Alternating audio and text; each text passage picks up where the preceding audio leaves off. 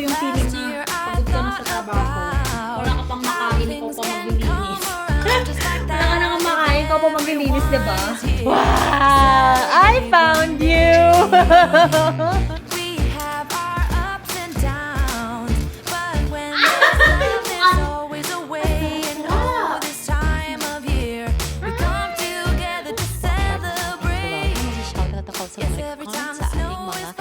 Videos here on YouTube.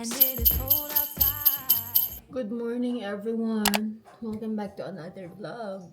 So it's technically the third day post-op. Sinaoperahan ako nung Sunday night around 10 p.m.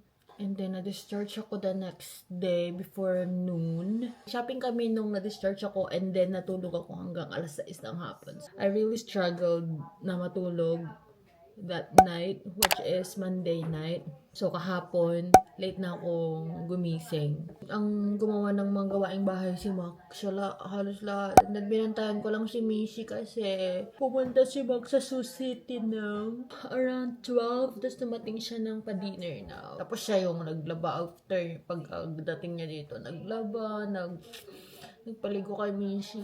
Tapos, dito na kami sa salas natulog, guys. Kasi, ayokong dun kami sa bed namin matulog. Although, mas madali for me to move around, like, pagpupuntang bathroom, ganun. Kaso nga lang kasi si Mishi, kailangan kong buhatin. Tapos, pag nandun kasi kami sa king size na bed, inaakyat na yung mga, headboard, ganun. So, dito kami sa salas para hindi ako masyadong mamroblema sa safety niya. So, kagabi yung setup namin, ako yung pinakagilid, tapos dito si Mac sa tabi ng Baby Breeza para makapagtimpla siya ng gatas. Nag-day shift siya ngayon, 7 a.m. to 4 a.m. kasi may orientation siya. Grabe, siguro payat na payat yun kasi yung gising ni Mishi alas 2. Yung tinignan ko, tapos parang hindi na siya makatulog ng alas 2 kasi nga ang aga namin natulog. Kung nakatulog ako alas 8 pa lang. Tapos halos sumunod lang din sila agad na matulog. Silang dalawa. Nagsaing naman ako ng kanin para babaunin niya ngayon. And then, kumuha lang siya sa ref ng leftover na binaon niya. Kakaawa nga tinitigan ko kanina kasi dito siya nagbe-breakfast kasi yung ginamit niyang ilaw is yung ilaw ng microwave namin. Tingnan mo, andyan pa yung isang high chair. Pala guys, ang sakit dito ko meron akong parang burn or parang natukpak na balat dito. Tapos dito sa eyelid ko. Lagyan ko lang ng tubig tong Baby Breeza niya kasi wala na. Grabe, ang dami niyang nadede last night ha, in fairness. Usually kasi hindi niya to nauubos ng one night. Dalawa pa namin ang lalagyan namin dito is yung fridge pa dati sa kwarto. Gusto ko na ma-dispose to para malagyan ko na sana ng lagayan talaga dito na maayos. Kaso, wala kaming time na i-unpack yung fridge para mapicturan, para mabenta siya sa marketplace. Pag may time na kami, nakakalimutan na namin ganun. So, wala naman na kami pagkagamitan yan. Yan lang naman dalhin ko sa kwarto. Nandito na yung kwarto namin, nandiyan yung ref. So, kailangan talaga ma-dispose na namin ito. Pero gusto ko sana ma-organize na itong mga gamit dito ni Misha. Ang tagal na, 6 months na ata kami dito nakatira. Pero, hindi pa rin namin naayos. Nga pala guys, meron akong binder dito. Di ba para akong nanganak, besh? Yan. May binder. Ang sakit ng tiyan ko. Sabi mo kay Mac, parang feeling ko ang laki ng tiyan ko. Tapos chinek naman niya kahapon, hindi naman tender, wala namang hindi naman matikas or what. So, bali tatlo kasi yung sugat ko. Ito yung pinaka site talaga kung saan nila kinuha yung daw. Parang dito yung nasuture, gilid. Maliit lang siya. Tapos yung isang sugat ko is nasa belly button ko. So, hindi mo mahalata na may sugat talaga siya. And then, under my belly button, papunta na sa pubic area. Yun, may maliit lang din. Ito talaga yung masakit. Diba ako nakapag-take ng medication ko for today kasi late na kami nagising. Grabe kasi si Mishi. Alas 2 siya nagising. Sa alas 5 na siya natulog. Kaya, yung nag-day shift, puyat na puyat, kawawa naman. Ay, nako. Tinatamad akong magluto. Kasi tinatanong niya ako, kaya mo ba talaga na maiwan ka mag-isa? Kasi nga, may doctor's note naman na hanggang Thursday pwedeng hindi siya pumasok. Eh sabi ko, okay lang naman ako, kaya ko naman. Yun lang pag nagpapasaway si Mishi, hindi ako yung agad-agad na nakakatakbo to get her. Parang kanina tinapon niya yung yung water bottle ko, tinapon niya. Nabasa yung carpet. Hindi ako makatakbo. Yun nga lang kasi, hindi ako ganun ka fast to move. So, Sabi ko sa kanya, kakayanin ko kasi hindi ako gagawa ng anything na gawaing bahay. Pasensya ka na, sabi ko sa kanya. Which is okay lang naman sa kanya kasi daw na nakalaban na daw siya. Sabi ko, hihiga lang kami ni Mishi, mag-alaro. Tapos, mamayang gabi ang dinner natin leftover. May leftovers pa naman kami dyan. So, yun. And I need to take Miralax din pala kasi meron akong tramadol ngayon na tinitake for the pain. Gusto mong pabuhat ni Mishi, guys. Hindi pwede. Kasi 5 to 7 weeks na hindi ako pwedeng magbuhat ng more than 20 pounds. Ang alam ko more than 20 pounds na to eh. So, alam niyo, kakainin ko ngayon, dami kong sinabi. Mag-ulam na lang ako ng sardinas. Namiss ko din naman. Tsaka grabe yung weather. Ang cloudy. It's raining. So, perfect. Perfect for the weather. Ang sardinas natin. And then, magko-coffee with Miralax. Oh my gosh.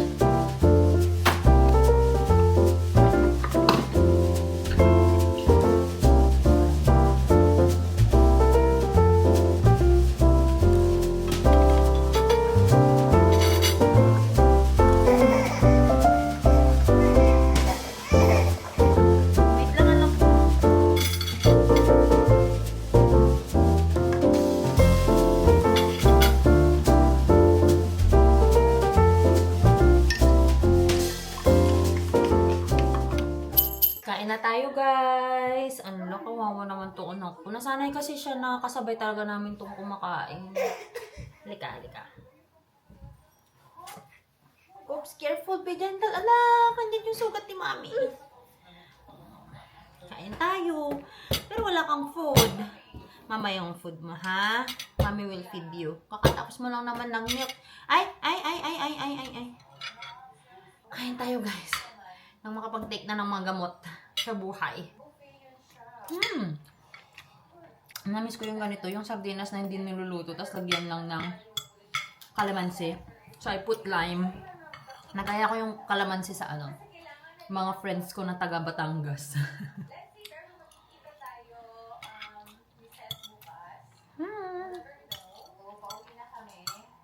It's so good. Titake lang ako ng gamot ko, guys. Ito yung mga gamot ko na dito sa surgery. Like pain reliever, I have here Tramadol and Tylenol. Tapos, nagpabili lang ako kay Mac ng Meclizine kahapon kasi nasusuka ako. And then, I have here Prilosec, which is mistake na naman. Bakit maanghang yung kinain ko na naman na ulam ko kanina? At nagko-coffee pa talaga ako. Anyway, nilagay ko siya sa ganito kasi nilagay ko dun sa sofa. Dun sa ulunan namin kasi nga dito na kami sa salas na tulog. So, ginanito ko para just in case kalikutin ni Mishi, hindi niya mabubuksan agad at makapag-take siya ng kung ano-ano. Kasi dito, guys, very prone ang drug overdose sa mga bata. Kasi nga nakakalat-kalat lang yung mga gamot. And then, sa Tramadol din, guys, is meron ding na silang binigay na ganito on how to dispose yung mga extra meds, kung ayaw mo na siyang i-take, ganun. Ilagay mo siya sa vial para matunaw yung gamot and then madidispose mo siya properly para walang aksidente na ma-overdose. I have my Tramadol here. Ito lang yung iinumin ko muna. And then my usual medication for my acne. Nung inaano ko yung history ko, ano yung mga medications that you're taking? Kasi sinabi ko yung ganito, ganyan. Why are you taking those? Sabi nung resident surgeon. For my acne. Sabi, remind me how many milligrams. Kasi yung wife daw niya is Derma. Binibigay nga daw talaga yun. Pero nakalimutan na daw niyo kung ano yung mga milligrams. Alam ko naman. 100 milligrams. Saka nasa chart ko na, sabi ko. Na-update na nila sa clinic pa lang. So, I'm gonna take Tramadol. Isa pa pala, guys, na nag-struggle ako sa post-op ko is my throat. Kasi nga tinubuhan ako. Sinabi naman yun nung anesthesiologist, nung pinuntahan ako sa pre-op, na papatulugin ka through IV, wala kang mararamdaman, pag gising mo, nasa recovery room ka na, and then tutubuhan ka rin namin just in case mag-stop yung breathing mo, at least may backup, ganyan. Tapos sabi ko, hindi ba ako magkaka-sore mouth, yung magkakaroon ng sores inside my mouth dahil sa pagtubo nyo? No, you should not have one. Tapos sabi ko kasi, yung sister ko kasi nung naoperahan siya sa tonsils niya, ang dami niyang sores. Sabi ko, kasi mas daw yun, mas madaming kinakalikot nga kapag sa tonsils. Sa akin naman daw, yung tubo lang naman is for breathing. Tapos sabi ni Mac, hindi naman daw siya intubation yung gagawin sa akin. Parang yung mga LMA lang ata. LMA or King's Airway, parang ganun lang. Yung mga airway lang talaga. Pero ang sakit talaga ng lalamunan ko pagkatapos. Alam mo yung sobrang dry na parang may lalabas na plema, nawala naman, ganun. Kaya kahapon, siguro nagko-compensate yung katawan ko na nagaano siya ng lubricant sa lalamunan ko. Kaya siya nagproduce siguro ng mga parang ubo-ubo, parang ganyan. Hirap na hirap ako guys na i-expectorate yun kasi ang sakit ng sugat ko. Kahit nakabinder ako, ang sakit. Kahit ganyan akong ubo. Hamam! Tapos ang anak ko naman, naawa ako. Siyempre, di pa niya alam kung ano yung nangyayari. Gusto lang niya, mami, ganyan. Tapos, kagabi, inaakyat niya ako. Tapos, sabi mo, lagi ako guarding sa sugat ko. Tapos, kukunin siya agad ni Mac. Si Mac walang tulog. Naman yun. Hindi na pinatulog ni Mishi.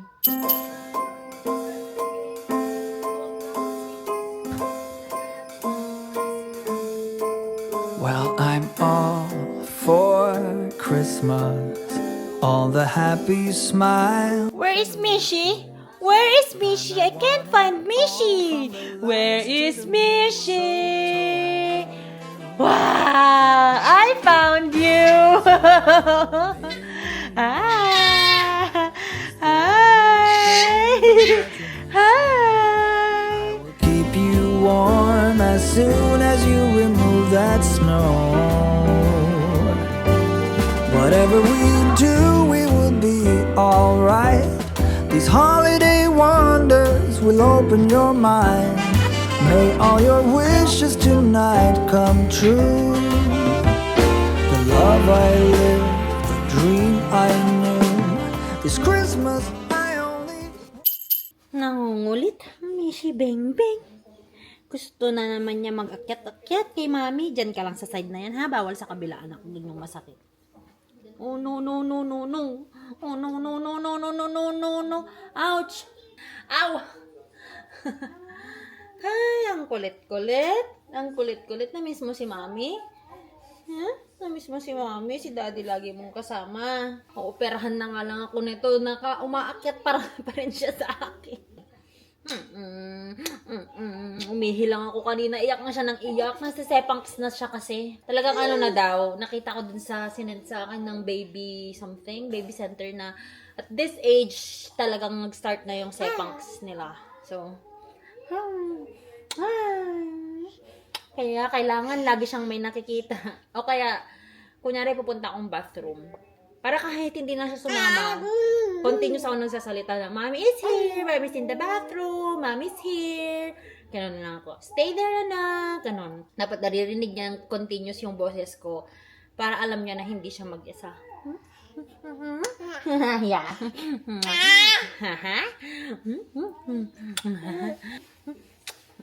Oh, that is Mommy's book.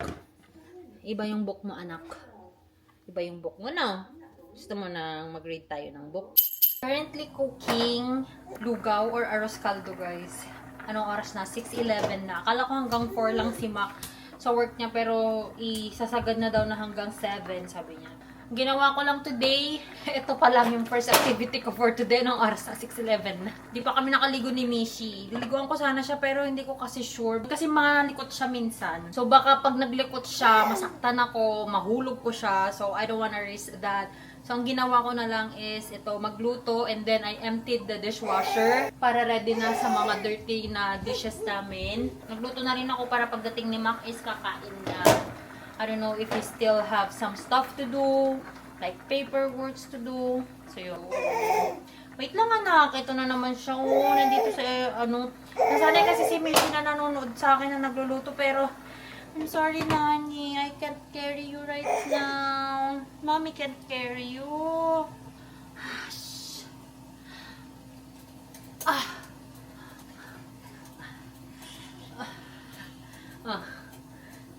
Yan na lang. Sige na.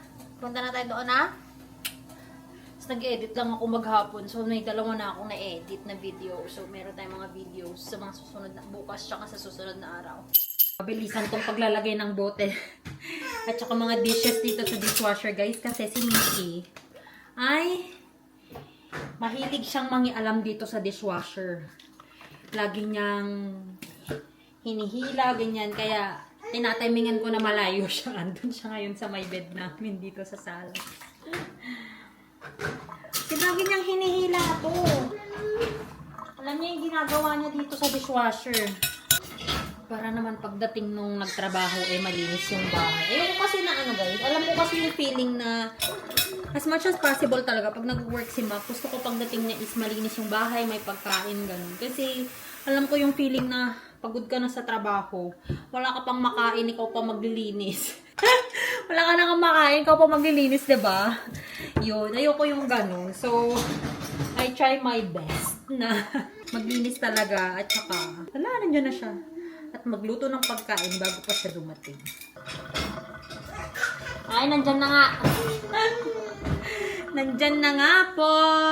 Ito hindi ko to dinidishwasher kasi nangangamoy sabon siya. Dumidikit yung amoy kaya dyan lang. Sabi ko kasi sa inyo talagang tong anak ko kasi. Oh, careful. That's the side that is painful, anak, ha? No. Kinakabahan ako. Baka masipa niya. So, yung lulutuin ko pala guys, wala kaming malagkit, which is gusto ko sana may malagkit na bigas. Nagpabili ako kay Mac dun sa Asian store. Wala na daw siyang nahanap dun. So, ang binili niya is sushi rice. So, hopefully. Pero okay naman, kahit yung regular lang na gusto ko lang kasi sana yung malagkit. Yung feeling ba na nasa probinsya ako? Anong sasabihin mo po? Ay, gusto na milk. Magme-milk na pala ito. Hindi ka pa babusog. Ang dami mong kinain na Marie.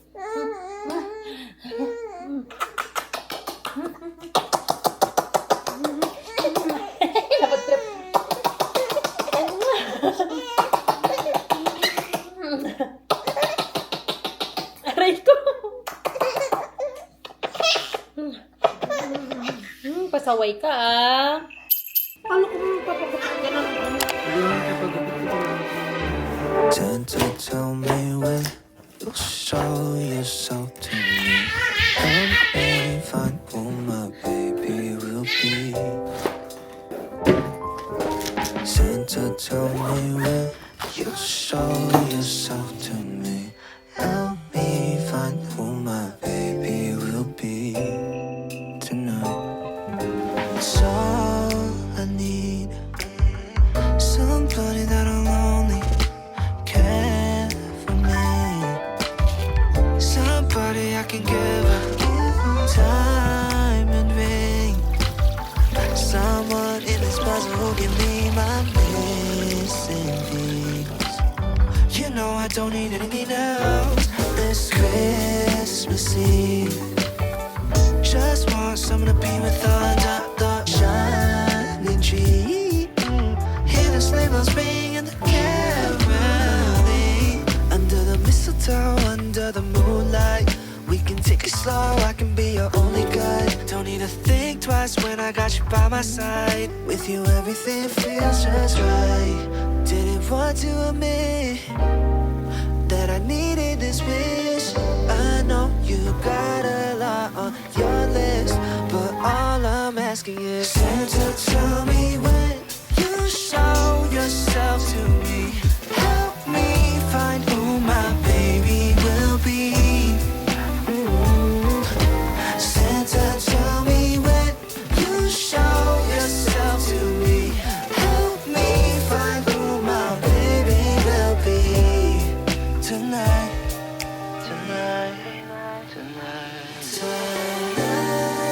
Somebody out there must be facing cold without anyone to hold. And this Yuletide season's not meant to be alone. I really wanna believe. Sarap buhay Madede-dede lang. Sarap buhay. With Kuya Apoy pa. Nood-nood lang na Miss Rachel. Sitting by the fire, Bango-bango feeling naman. so fine on this holy night. The Spirit guides us. Aray! All the stars they shine on this lovely night. Light up the world, forget Yo, our troubles kalabubo. for a moment.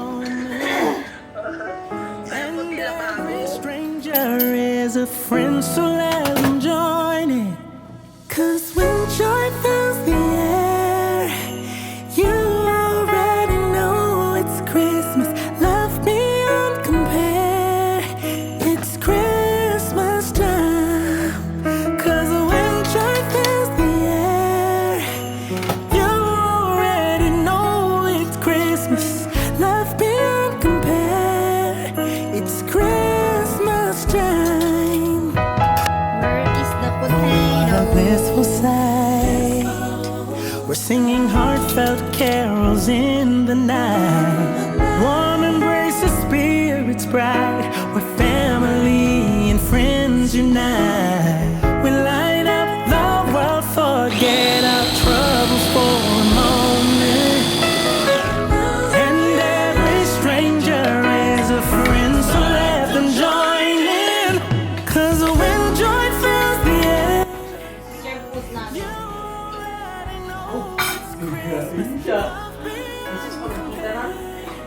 Pang ayaw kumain. Spray! Sarap-sarap ng ulam ng Miss Beng.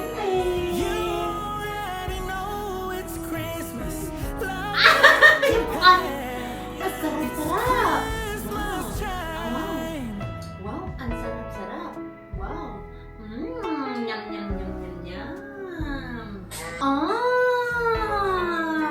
sarap-sarap. Sarap-sarap-sarap. Gusto na niya. Ang sarap-sarap. Ang sarap-sarap. Ay, sus! Nga.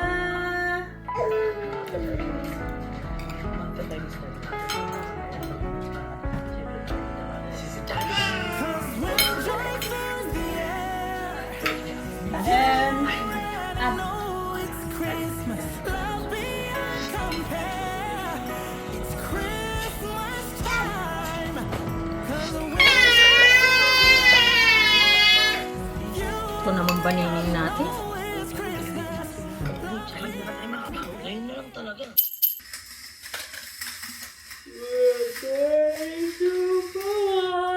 Oh my gosh. Good morning, Sufas. Good morning, Mishi Beng.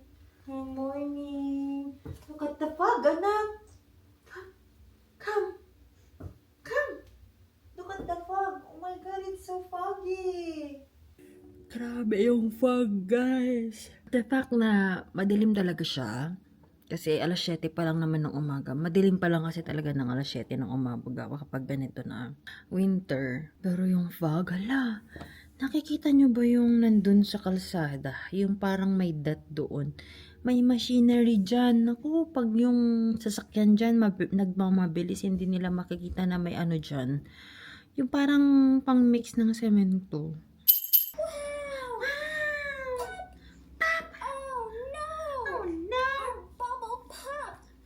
The sticky bubble gum is all over our hands. And you pull them, and you pull them away. Bubble gum makes your hands stick to your ears. To your ears. And you pull them. And you pull them, and you pull them away. Hey everyone! Time check, it's already 12:45 p.m. Kanina nagising ako na parang hindi na masyadong masakit. Kasi dito pa rin naman kami natutulog ni Mishi. Kasi nga, ayoko na dun kami sa king size namin. Kasi nga, mataas yung bed. And sa galawan ni Mishi, hindi ko kaya na, alam mo yung biglaan akong tatayo or uupo para kunin ko siya or what, ganun. So dito muna kami natutulog ni Mishi. Paggabi, dinadala ko dyan sa gilid yung baby Briza niya. Pero pag gising na siya, tinatanggal ko na kasi kinakalikot niya.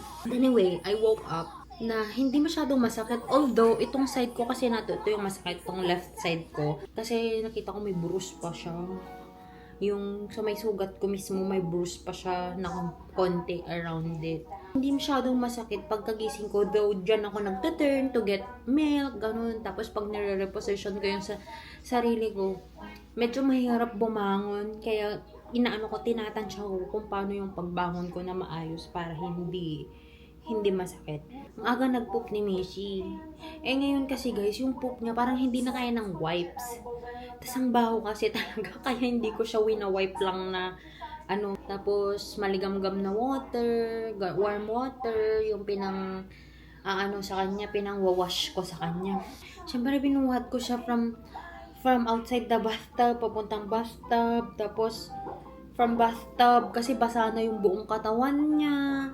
Dinala ko siya dito, ay, biglang sakit. Grabe, ang sakit. Sumakit kanina. Akala ko okay lang kasi medyo magaan naman si Mishi. Parang wala naman siyang 20 pounds yata. Na sobrang sakit. So, nag-take ako ng tramadol while waiting kay Mac. Kasi late na rin nung nakauwi si Mac eh. Kasi yung travel niya from work ngayon is more than an hour. Dumating si Mac, naka-idlip kaming dalawa ni Mishi. Diba sabi ko parang na-burn dito ko? Hindi pala yun na-burn. Napansin ko kagabi nung naghilamos ulit ako. Glue pala, yung pinang-glue nila sa sugat ko, meron ako dito. Tsaka dito sa eyelid ko, grabe. Ang layo naman ng tiyan ko sa mukha ko during surgery kung paano nagkaroon ng glue dito. Ayan si Mishi, naawa na ako. Hindi ako makapaglaro ng gaya ng paglalaro namin dati. Pero ano pa lang naman, 30 minutes pa lang naman siyang nanonood. Tapos, nakita ko kasi, sabi kasi ng pedya, pwede daw yung kay Miss Rachel. Kasi, but with supervision, yung parang, kunyari, sasabihin ni Miss Rachel na, say, mama, gano'n. Dapat kasama kanya na, say, mama. Gano'n. Kasi nakikita ko ngayon si Mishi, pag kinakausap ko siya, tinitingnan niya yung mouth ko. So, kung minsan, over enunciation, yung enunciation ba, tama ba? Yung ginagawa ko para mag-lip read siya. Sad na naman siya na wala ako. Kawawa naman yung anak ko. Nanonood siya, kasama niya yung Miss Rachel niya. Ayun, ang Miss Rachel niya. Hello, friends. Five little ducks. Five little ducks swam up one day over the hills and far away. Mother duck said quack, quack, quack, quack. And only three little ducks came back. 1, 2, 3. Mother duck said quack, quack, quack, quack. Tawa-tawa. Came back. Sad ko, hindi ka nakaka-play ni Mami. Ay, ang cute pa ng ikis. Ang lambot-lambot. Kiss Mami, kiss Mami. Kiss Mami, kiss Mami. Kiss Mami. Kiss Mami, kiss Mami. Alam na niya mag-kiss. Kiss Mami. Waving, we're waving, we're waving, we're waving, waving. Stop. We're clapping. We're clapping. Paano yung clapping? Alam mo mag-clap. We're clapping. We're clapping, clapping, clapping. Hey everyone! Thank you so much at narating nyo naman po ang part ng ating vlog na mag-shoutout ako sa mga nag-comment sa ating mga videos here on YouTube. So, shoutout time! Shoutout po sa aking friend na si Carla, which is the username is Kai Pao. Alam ko ikaw yan. And then, shoutout din kay Elnora Enero. Yung anak ko, kukunin na niya yung camera ko. Shoutout din kay Celeste Stress Channel. And then, shoutout din kay Rena Viltin. And then, shoutout din kay Catherine Salde. I miss you na mga girls. Ayan, shoutout na rin pala kay Stacy. Laging nanonood ng vlog. Ayan, sobrang supportive nyo, mga indays. Ayan. So, thank you so much everyone for watching. I hope you are enjoying our vlogs. And I hope na nakapag-follow na rin kayo sa mga ibang social media accounts ko like my Facebook and my Instagram. Ang username ko lang din naman doon ay Joy of Mia. And if you want to be included in our shout-out parts, mag-comment lang po kayo down below and I will include your name sa mga shout-outs. And if you haven't subscribed to this channel yet, please do subscribe and hit the notification bell button para lagi kayong ma-update every time that I upload a video here on this channel. And I'll see you guys on our next one. Bye! Let me give you a Christmas, a moment we'll fill with love and joy. So beautiful, kissing on a mistletoe, baby.